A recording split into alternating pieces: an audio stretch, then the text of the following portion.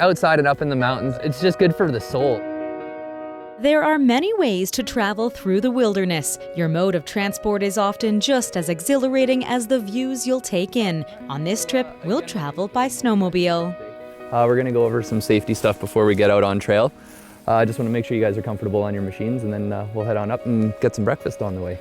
Yes, a Yukon breakfast awaits, but we'll have to earn it. This journey starts with a full review of our machine, including safety procedures, operating instructions, and riding guidelines. You need to grab that, lift it up, and then a little gray or orange button down here on the left-hand side.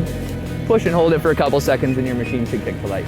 Canadian Wilderness Adventures guide Jordan Chernesky has been introducing riders to snowmobiling for 3 years. With an education in adventure tourism and a passion for sledding, he has just as much fun as his guests.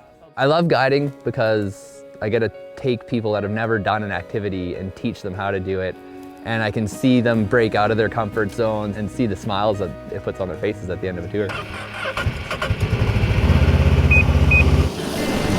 Carving our way through the remote backcountry of the Callaghan Valley, past snow-covered lakes, the pristine views have an added thrill when you experience them with the power of a snowmobile underneath you. But it's not all about the ride or destination. Be sure to stop and take in the serene views that surround you. All right guys, how's the ride going so far? It's great. All right, so welcome to the Sprout Mountain Lookout.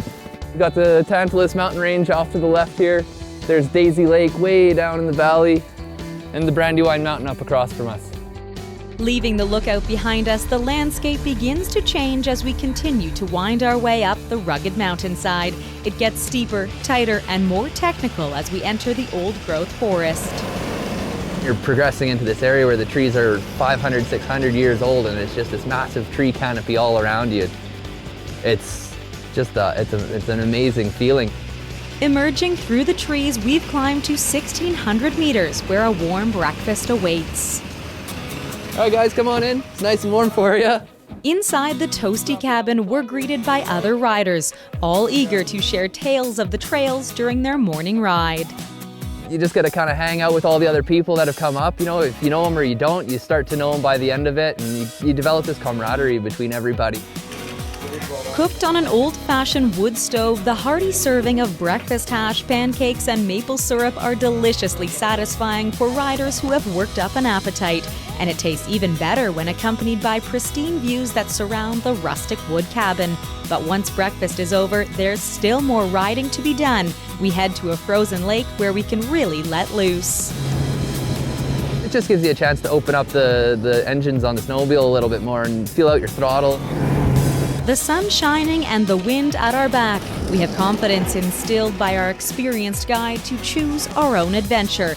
Then we return to the trails for a ride back to reality. From the Callaghan Valley, I'm Heather Butts for Shaw TV.